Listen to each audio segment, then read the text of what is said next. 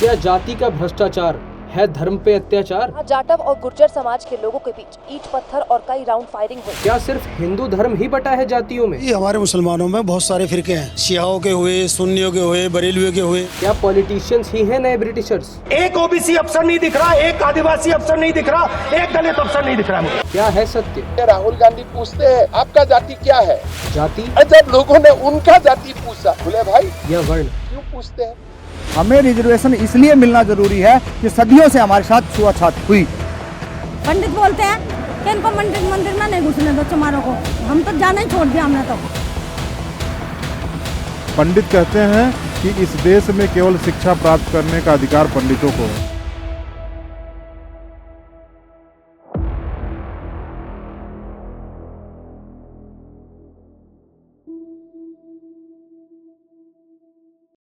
नमस्कार, मैं रवीश कुमार। बिहार विधानसभा में आरक्षण की सीमा 50 से बढ़ाकर 65% करने का प्रस्ताव पास हो गया। आर्थिक आधार पर जाहिर है 50% आरक्षण बहुत कम है, ज्यादा होना चाहिए। नरेंद्र मोदी ओबीसी पैदा नहीं हुए थे।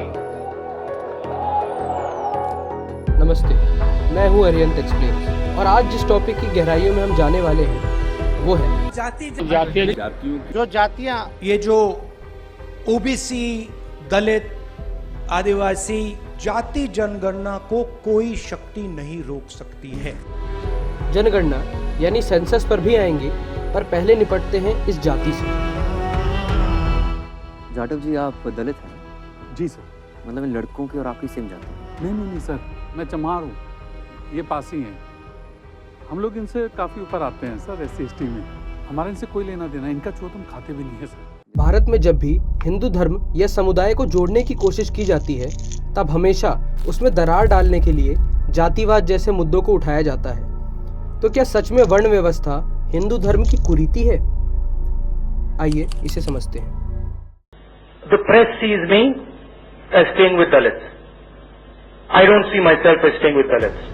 हिंदू धर्म में वर्ण व्यवस्था ऋग्वेद के पुरुष सूक्त से उठाई गई है, जिसमें मेनली 4 भाग हैं: क्षत्रिय, ब्राह्मण, शूद्र और वैश्य। ये अरेंजमेंट्स कुछ हद तक उसी तरह हैं जैसे चाहे कंपनीज की पोस्ट हो या कंट्रीज में लोगों की डेजिग्नेशन। किसी भी काम के आधार पर ही बंटवारा होता है, ना कि किसी की पैदाइश के अकॉर्डिंग। गीता में भी श्री कृष्ण कहते हैं, चातुर्वर्णम मया सृष्टम गुण कर्म स्वभागशः, यानी सृष्टि में 4 वर्ण मेरे ही द्वारा गुण और कर्म के आधार पर बनाए गए हैं। चलिए एक बार को कुछ लोग श्री कृष्ण की गीता से बड़ा मनु द्वारा लिखी गई मनुस्मृति को मान लेते हैं। इस किताब से तो इतनी नफरत है कि इसे नीचा दिखाने के लिए लोग इससे स्मोकिंग करने से लेकर इसे जलाकर मीट तक पका लेते हैं। मानस और मनुस्मृति को लेकर के काफी विवाद है। इस बीच एक वीडियो काफी तेजी के साथ वायरल हो रहा है, जिसमें एक लड़की मनुस्मृति जला करके चिकन बना रही है और उसके बाद से उसी मनुस्मृति के जल रहे किताब से अपना सिगरेट सुलगाती है। यह वही मनु है जिनका स्टैचू राजस्थान हाई कोर्ट के बाहर इतने केसेस होने के बाद आज भी खड़ा है। तो एक बार इस बुक के जातिवाद को पढ़ ही लेते हैं। जन्मना जयते शूद्रा कर्मणा द्विज उच्यते, यानी जन्म से सभी शूद्र होते हैं, कर्म के अनुसार आप द्विज या ब्राह्मण बन सकते हैं। चलिए एक और उदाहरण देख लेते हैं। शूद्रो ब्राह्मणतामेति ब्राह्मणेति शूद्रताम क्षत्रिय जातम एवं तु विद्या वैश्यम तथैव च। इस श्लोक का अर्थ है कि कर्म के आधार पर शूद्र ब्राह्मण बन सकता है अथवा ब्राह्मण शूद्र बन सकता है। उसी प्रकार क्षत्रिय और वैश्य भी कर्म के आधार पर अपने वर्णों को बदल सकते हैं। और ये केवल लिखने और कहने की बात नहीं है, हमें हिस्ट्री में इसके एग्जाम्पल्स भी दिखते हैं। ये जो कहा जाता हजारों वर्षों से था, तो महर्षि वेद व्यास और महर्षि वाल्मीकि आज की परिभाषा के अनुसार क्या है? दलित वर्ग में आते हैं। संत थिरुवल्लुवर, संत रैदास, संत कबीर, नामदेव, इतने पूज्य संत। अब स्वयं बताइए, महाराजा बिजली पासी, महारानी उदा देवी और खुद क्या कहा गया, भीमापुर कोरेगांव किसके लिए है? 200 साल पहले हुए युद्ध के लिए। यानी 200 साल पहले तक जिसको आप दलित कहते हो, योद्धा था, सैनिक था, लड़ाका था जी। गुलामी के काल का वो कलंक। मगर अब सोचने वाली बात यह है कि एक बुक जो कहती है कि जिस घर में स्त्री की पूजा होती है देवता वहीं वास करते हैं, वही किताब स्त्रियों के अपमान की बात कैसे करने लगती है। जो राम केवट और जटायु के दोस्त बने, वो संभोग की हत्या आखिर क्यों करते हैं? क्या कुछ ऐसा हुआ है बीते 200 साल में जिसकी वजह से एक ही घर के 4 भाई एक दूसरे के दुश्मन बन गए?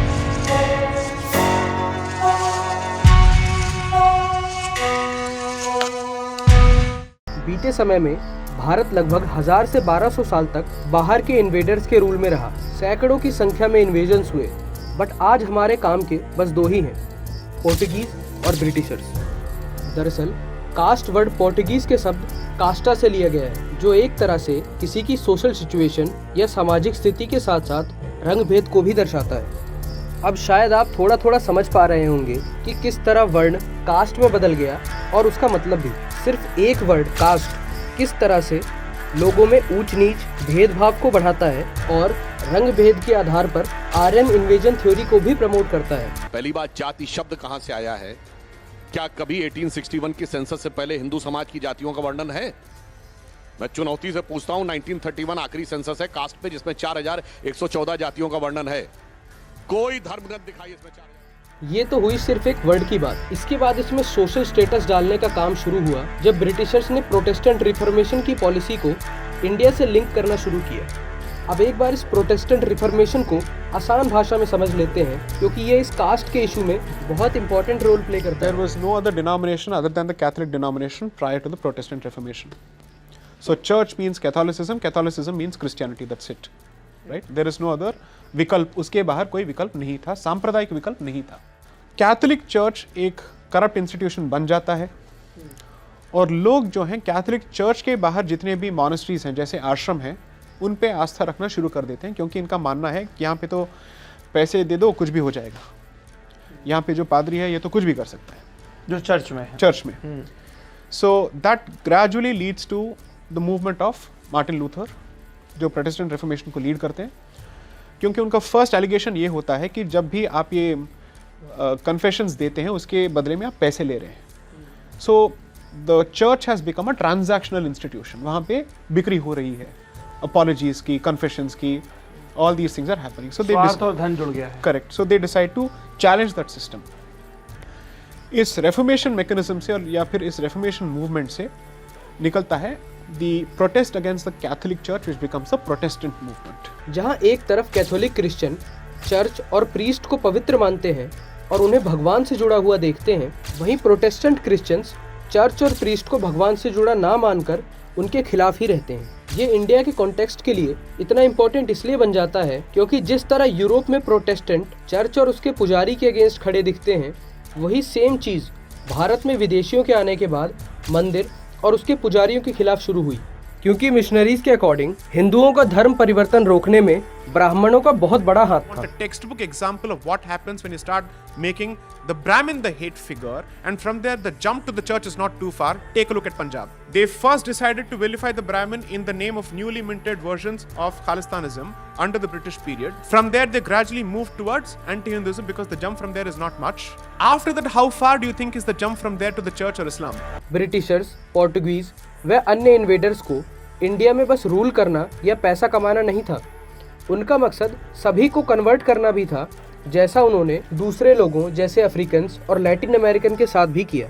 क्रिश्चियन मिशनरीज ने जाति, सती और अनटचेबिलिटी जैसी चीज़ों को बनाया और बढ़ाया, जिससे समाज में दरार पैदा हो और लोग क्रिश्चियन धर्म को ज्वाइन करें। इन्हीं के लोगों ने हिंदू धर्म के ग्रंथों में मिलावट की और उनके गलत ट्रांसलेशन किए, ताकि इन्हें दिखाकर लोगों में गुस्सा पैदा किया जा सके।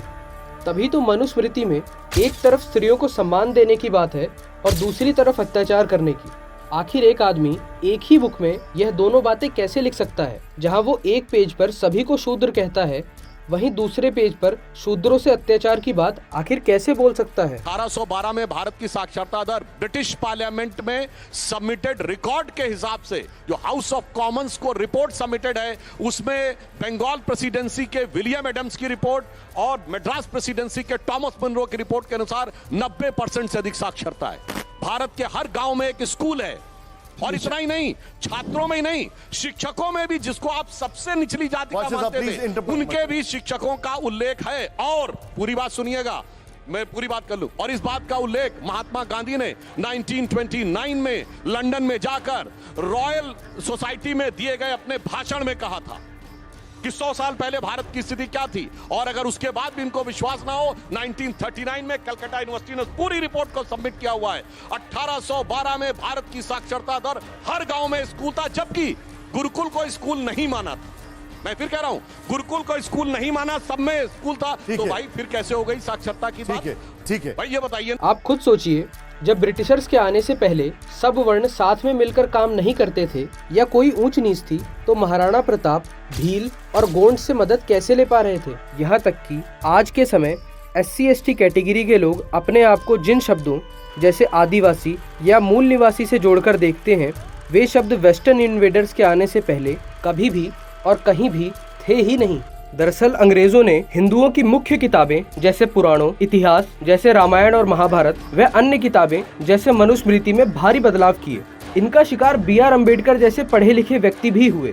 उन्होंने तो खुद अपनी पुस्तक हूवर शूद्रास में ये माना कि उन्हें इन बुक्स की ओरिजिनल लैंग्वेज नहीं आती थी और उन्होंने इसे समझने के लिए अंग्रेजों के गलत ट्रांसलेशन का ही सहारा लिया। इसके अलावा बंगाल प्रेसिडेंसी में ब्रिटिशर्स ने सिर्फ ब्राह्मण्स को ही इंग्लिश एजुकेशन से जोड़ा, जिससे वह उन्हें आर्यंस यानी अपने जैसा बता पाए और दूसरी जातियों से ऊपर और अलग दिखा सके। To find out what is the best way to convert, because that's their single point agenda. Now, can we learn Sanskrit and somehow establish a similarity between Sanskrit and our languages, so that we can go after the top order of the society, namely the Brahmins, and then convert the rest of the society? Once Brahmins have been converted, they failed to convert. And the worst part is, they thought we can give them a certain incentive by making them a part of the administrative infrastructure, teaching them English and whatnot. But since they are so quick at learning, you know what, we'll have to tolerate them. And then gradually we have to start telling them, your brains are attributable to the fact that you're somehow related to us, so that foundations are gradually laid in the form of a connection between the so-called upper classes of this country and the British man in the form of the Aryan invasion theory that is slowly pushed. अब Britishers का जो बांटने का काम था वो तो उन्होंने कर दिया और वो उसमें आज तक सफल रहे, पर उससे भारत और उसकी डाइवर्सिटी पर जो भयानक असर पड़ा, आइए उसे समझते हैं।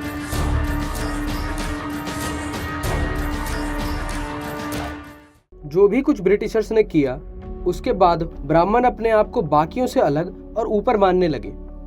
सालों तक दूसरी जातियों के साथ अन्याय हुआ, यहाँ तक कि आज भी कई छोटे प्रदेशों या गांवों में जाति के नाम पर भेदभाव होता है। पर अब यह बात बस ब्राह्मण और शूद्रों के बीच की नहीं बची है। इसी तरह का द्वेष बाकी जातियों में भी बढ़ा, जो कि आज भी चल रहा है। जैसे गुर्जर और राजपूत लड़ रहे हैं, ब्राह्मण और बनियों को देश से निकालने के नारे लग रहे हैं। जहां जन्म से मिली जाति पर एक कुपड़ व्यक्ति भी अपने आप को ब्राह्मण बताकर इतराता है और एक नाजुक सा पैदाइशी क्षत्रिय भी अपनी गाड़ी पर जाति लिखवाकर घूमता है, वही यह मानसिकता बस ऊंची कहे जाने वाली जातियों तक सीमित नहीं है, बल्कि आज पढ़ लिख कर पदाधिकारी हुए वे लोग जो अपने आप को हिंदू तक नहीं मानते, केवल असली पिछड़ों का हक मारने के लिए अपने आप को शूद्र कहने में भी घमंड करते हैं। ब्रिटिशर्स के समय में कास्ट सेंसस में लगभग हिंदुओं में 4000 से 6000 जातियां बताई गई और उनके बीच में ऐसी खाई खोद दी गई है जिसे भर पाना अब मुश्किल है। जातियों में विभाजन का ठीकरा सिर्फ किसी एक पर फोड़ना अब ठीक नहीं है। इसी जाति के आतंक से बचने के लिए लोगों ने सिख धर्म अपना लिया, कोई बौद्ध हो गया तो कोई क्रिश्चियन। यही बताया गया होगा ना आपको भी। Right now we're in a small village called Jhalur in Sangrur.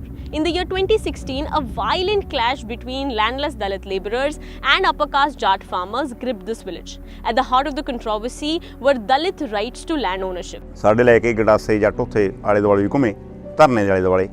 ਅਸੀਂ ਪ੍ਰਸ਼ਾਸਨ ਨੂੰ ਬੇਨਤੀ ਕੀਤੀ ਵੀ ਐਂ ਕਰਕੇ ਜੀ ਪੂਰੇ ਫਿਰਦੇ ਨੇ, ਇਹ ਲੜਾਈ ਕਰਨਗੇ, ਸਾਨੂੰ ਕੁੱਟਮਾਰ ਕਰਨਗੇ, ਵੀ ਸਾਡੀ ਮਦਦ ਕਰੀ ਜਾਵੇ। मैं आपके ध्यान में एक और चीज़ लाना चाहता हूँ, जो है पंजाबी सॉन्ग्स। जट दा मुकाबला, जट लाइफ, जट पैदा हुआ है छोड़न वास्ते, इन सब में कॉमनैलिटी शायद आपने नोटिस की होगी, the word Jat. Actually Punjab में भी कास्ट डिवीजन बहुत ज़्यादा प्रोमिनेंट है, जिसमें जट को हाई क्लास बताया जाता है और दलित को उनकी कम्युनिटी से दूर ही रखा जाता है। मगर शायद आपको किसी ने यह नहीं बताया होगा कि सिख सेक्ट का ओरिजिन एक वॉरियर क्लैन की तरह हुआ था, ना कि किसी कास्ट के against. Sikhism was not created in a response to some imagined caste system in Hinduism. Sikhi was a response to foreign imperialism and foreign occupation of India by the Turks. That was the purpose of the creation of Sikhi or what we call Sikhism. It has nothing to do with so-called caste system. इसी तरह बौद्धिज्म भी Hinduism से अलग नहीं है। ना ही कभी गौतम बुद्ध ने कभी वेद या हिंदुइज्म की खिलाफत की। उन्होंने हमेशा ही धर्म या धम्म को स्प्रेड किया। Well, I would like to point you Lord Buddha's deathbed discourse, the Mahaparinirvana discourse, which he spoke on the last night before he died. It was in the city of Kushinagar in Uttar Pradesh or northern India. He said that the soul exists and it is permanent, it is immortal. And he said that he recognizes the authority of the Vedas. अब आती है बात उन religions की जो Hindu fold से बाहर हैं, मेनली इब्राहिमिक रिलीजन जैसे इस्लाम और क्रिश्चियनिटी, जिन्होंने इधर मॉनिटरीली या फोर्सफुली या कहें तो बेसिकली साम दाम दंड भेद सभी का यूज करके हीदन्स, पेगन्स या काफिर्स के कन्वर्जन को फुल्ली सपोर्ट किया। Every Christian is a missionary because उसका ड्यूटी होता है कि 14,000 लोगों को कन्वर्ट करना रोज। जो लोग मानते हैं कि क्रिश्चियनिटी धर्म में डिविजन्स नहीं है, उन्होंने कभी Catholic, Protestant, Lutheran, Anglican, Eastern Orthodox, Oriental Orthodox etcetera etcetera का कभी नाम ही नहीं सुना। उन्हें शायद पता ही नहीं है कि इन डिविजन्स में 30 साल तक वॉर चली है, जिसमें लाखों सैनिक मारे गए। In Catholic Vienna, there were plans to snuff out the Reformation. Emperor Ferdinand II intended to turn back the clock and defeat the Protestants within his empire. But within the fragmented Holy Roman Empire of the German nation, the Protestants had become a force to be reckoned with. 1618 marked the beginning of the last and worst confessional war between the Christian powers. For 30 years, Central Europe was a battlefield. और इन Christian cast में भी लोग hereditary को follow करते हैं। अगर आप इनके सरनेम पर ध्यान दें तो अक्सर इनके surname Taylor, Knight, Smith, Thatcher, Carpenter, Fisher उनके ऑक्यूपेशन पे ही बेस्ड होते हैं। फिर रही बात इस्लाम और कास्ट की, तो सिया, सुन्नी, अहमदिया, बरेलवी, पसमंदा, अजलफ, जुलाहा, पठान, रिजवी, शेख, सिद्दीकी, खान, मिर्जा, कायद, सैयद, भरबोसा, भरसो, अंसारी, बेहंग, चिकवा, धुनिया, धनजी, गुनिया, मंसूरी, इदरीसी, नाई, मनिहार, दरवेश, कुरैशी, काफ़ी कास्ट है।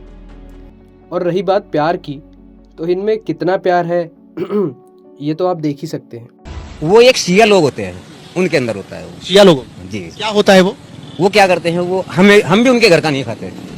मैं मुस्लिम हूँ लेकिन हम भी उनके घर का नहीं खा सकते। वो क्या करते हैं, खाने को चाक के डाल देते हैं उसके अंदर। उनका ये इससे क्या होता है सर, ये है कि किसी का ईमान बस्ट करना। तो आप बताइए कि क्या हमारा सिस्टमैटिक वर्ना सिस्टम अच्छा है जिसमें किसी को नीचा नहीं दिखाया जाता था, या ये जिसमें दूसरों को कुत्तों के बराबर रखा जाता है? हमने यह तो देख लिया कि किस तरह सभी समाज में कितने डिवीजन है और उनमें कितना प्यार है। हमने ये भी देखा कि पहले के टाइम में बाहर के लोगों ने हिंदूज को कैसे बांटा और एक्सप्लॉइट किया। Here's a different article. It's by a person called Akbar Dosanjh, Caste as a Colonial Creation. The discussion around UK legislation on caste discrimination is too quick to forget how much it was Britain which invented the system in the first place, the so-called caste system. The words of the British superintendent of the 1921 census are still poignant today. We pigeonholed everybody by caste, and if we could not find a true caste for them, we labeled them with the name of the hereditary occupation. We deplore the caste system and its effect on social and economic problems, but we, the British, are largely responsible for the system we deplore. पर अब हम यह देखने जा रहे हैं कि आज के टाइम में कैसे पॉलिटिकल पार्टीज इसी डिवीजन का फायदा उठाती हैं। कैसे ये पार्टियां 80% मेजॉरिटी को अपने वोट पॉलिटिक्स के लिए 10%, 5%, 15% की माइनॉरिटी बनाकर डिवाइड और रूल करती हैं। इनसे ये पूछना चाहता हूँ, आपने जाति कैसे पूछ ली, ये बताइए बस। तुम पिछड़े हो कि क्या? नाम क्या तुम्हारा? नहीं, नाम बताओ इनका क्या है, नाम बताओ। हाँ, मिश्रा जी। अरे मिश्रा जी, कुछ तो शर्म करो, अरे कुछ शर्म करो यार। अरे पत्रकार साथी, नाम क्या है इनका? पूरा बताइए ना। पुष्पेंद्र सिंह। तो ये तो शूद्र नहीं है ना।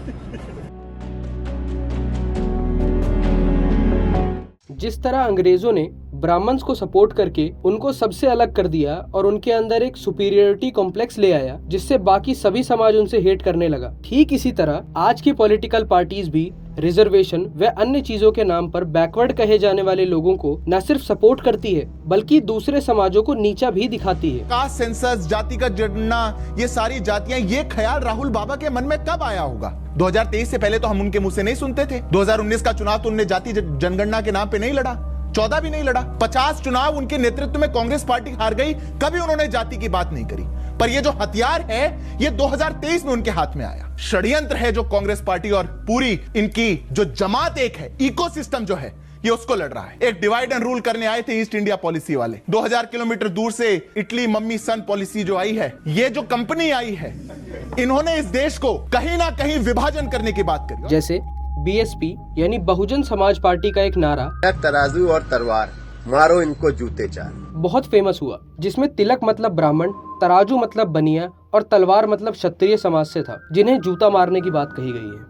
इसके अलावा लालू प्रसाद यादव का बुरा बाल साफ करो, जहां भू मतलब भूमियार, रा से मतलब राजपूत, बा यानी ब्राह्मण और ला अर्थात लाला को साफ करने को कहा गया है। यूपी और बिहार के MY यानी मुस्लिम यादव वोट बैंक के बारे में तो सभी को पता है। बीएसपी का वोट बैंक केवल SC/ST समाज ही है और क्षेत्रीय दल जैसे DMK या JMM यानी रीजनल पार्टीज तो ऐसा खुलकर हर बार ही करती हैं। आदिवासी कभी हिंदू ना था न है। अब इन सभी पॉइंट को एक बार सोचें तो समझ आता है कि बंटवारे की शुरुआत अंग्रेजों के द्वारा की गई थी, जिसके बाद ब्राह्मणों ने जो अत्याचार दूसरे वर्णों के साथ किया वो बहुत गलत था। BR अम्बेडकर ने हिंदुओं की पुस्तकों में मिलावट के बावजूद अपनी बुक एनहाइलेशन ऑफ कास्ट में लिखा कि पहले के शूद्र का आज के SC और ST समाज से कोई लेना देना नहीं है। उन्होंने इस मामले को समझा और इन पिछड़े वर्गों को 10 साल तक रिजर्वेशन देना ठीक समझा, जिससे पिछड़ा तबका सबके साथ खड़ा हो सके। कई ऐसे कानून भी बनाए जिससे सुनिश्चित किया जा सके कि आज की डेट में कोई भेदभाव ना हो। मगर आज भी बाबा साहेब का नाम लेकर ही SC/ST कास्ट के लोगों को बहला फुसलाकर उनका धर्मांतरण कराकर उन्हें मुस्लिम या क्रिश्चियन बनाया जाता है। पर वे लोग कभी इस्लाम पर अंबेडकर जी के क्या विचार थे ये आपको नहीं बताएंगे। पहले लॉ मिनिस्टर जोगेंद्र नाथ मंडल जी का रिजिग्नेशन लेटर अवेलेबल है, पढ़ लीजिए, वो यही भावना व्यक्त करता है। डॉक्टर अंबेडकर की किताब थॉट्स ऑन पाकिस्तान यही विचार व्यक्त करती है। डॉक्टर अंबेडकर ने बौद्ध धर्म को अपनाया ये सब कहते हैं, मगर क्रिश्चियनिटी इस्लाम को क्यों नहीं अपनाया ये भी लिखा है। पर अब सिचुएशंस बदल गई हैं। पॉलिटिकल पार्टीज ने बस वोट बैंक पाने के लिए समाजों के अंदर एक विक्टिमहुड पैदा कर दिया है। 10 साल में रिजर्वेशन खत्म होना या कम होना तो दूर छोड़ दीजिए, हर दिन नया समाज अपने आप को पिछड़ा दिखाकर रिजर्वेशन मांगने के लिए पटरियां तोड़ने बैठ जाता है। जो कानून अपने आप को बचाने के लिए बनाए गए थे, उन्हीं कानूनों से दूसरों को परेशान किया जाने लगा। जिनके पास रिजर्वेशन नहीं है, उनके मन में रिजर्व समाज के लिए मन ही मन हीन भावना भरने लगी है। चलिए माना कि हिंदू धर्म कास्ट में नहीं तो वर्णों में बटा है, पर यह कभी मत भूलिए कि ग्वाला गाय से कितना भी दूध निकाल ले, गाय कभी भागकर कसाई के पास नहीं जाती। अंग्रेजों ने अपना काम बखूबी किया, राजनीतिक पार्टियों ने भी अपने काम को पूरी शिद्दत से किया, पर क्या आप एक समाज, एक संगठन के रूप में फेल नहीं हो रहे? क्या बाहरी लोगों को आपको तोड़कर फायदा लेने देना ठीक है? सोचिए। नो नो नो नो, हम हिंदू नहीं है, हम तो बनिए, हम तो ब्राह्मण है, हम तो वाल्मीकि है, हम तो ठाकुर हैं, हम तो यादव हैं, हम हिंदू नहीं है। हिंदू बनना सीखो। कंधों से ऊंची छाती नहीं होती, धर्म से बड़ी कोई जाति नहीं होती। दीपक ही नहीं बचा तो बाती का क्या करोगे? अरे हिंदू धर्म ही नहीं बचा तो जाति का क्या करोगे?